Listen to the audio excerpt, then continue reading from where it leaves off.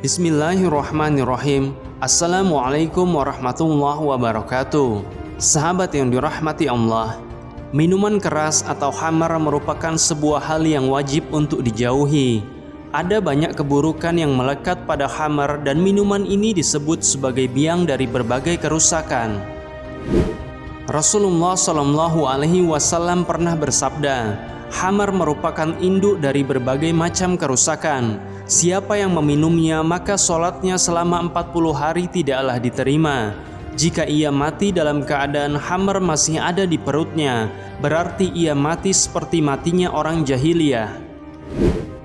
Terdapat sebuah peristiwa yang membuktikan bahwa khamar merupakan induk dari berbagai kejahatan.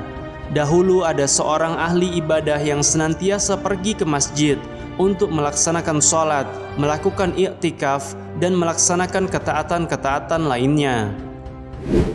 Sang ahli ibadah ini rupanya diperhatikan oleh seorang pelacur yang cantik, dan pelacur itu menyukai sang ahli ibadah.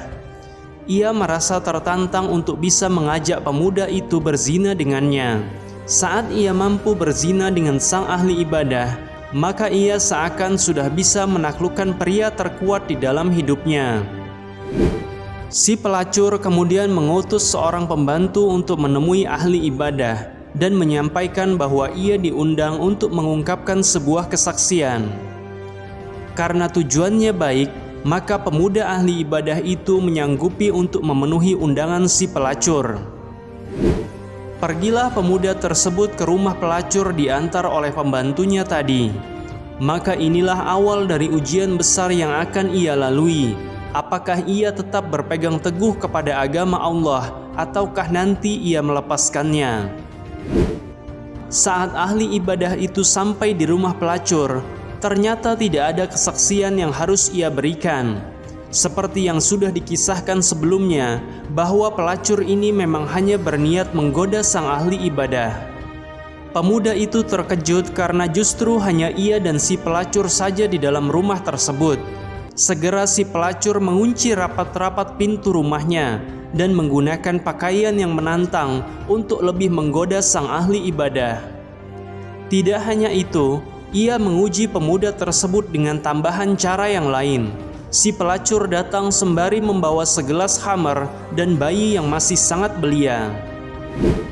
Wanita itu berkata kepada sang ahli ibadah, "Aku tidak mengundangmu untuk menyatakan sebuah kesaksian, namun aku mengundangmu agar engkau mau bercinta denganku.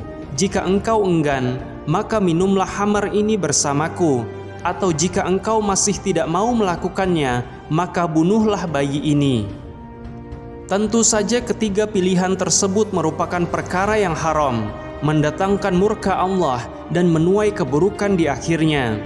Sang ahli ibadah kemudian berkata, "Saya tidak mau berzina, meminum khamar atau bahkan membunuh bayi ini." Lalu wanita pelacur itu berkata, "Jika engkau menolak pilihanku, maka aku akan menjerit dan berteriak, agar orang-orang menyangka bahwa engkau mau melakukan hal buruk di dalam rumahku." Akhirnya sang ahli ibadah itu memilih untuk meminum khamar, karena mungkin menurutnya khamar merupakan dosa yang ia telan sendiri tanpa mengikut sertakan atau merugikan orang lain.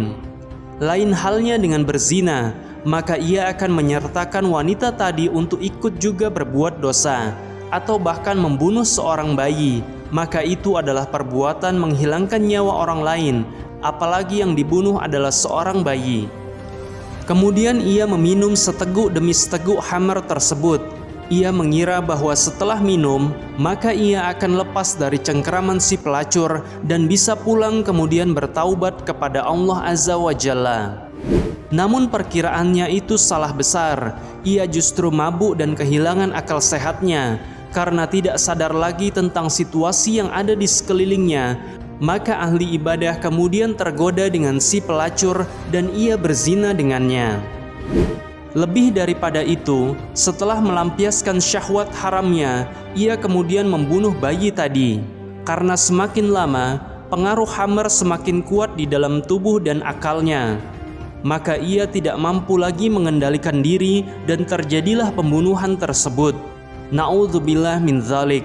Semoga Allah melindungi kita semua dari bahaya hamar, baik itu yang sedikit maupun yang banyak jumlahnya. Sahabat yang dirahmati Allah, maka benarlah perkataan yang Allah turunkan melalui Nabi SAW bahwa hamar merupakan induk dari kejahatan. Sekali seseorang terpedaya karenanya, maka ia bisa hilang akal serta melakukan kejahatan-kejahatan atau keburukan yang lainnya. Saya sebagai narator cerita undur diri. Kepada Allah saya mohon ampun, kepada sahabat semua saya mohon maaf. Allahu a'lam bissawab. Wassalamualaikum warahmatullahi wabarakatuh.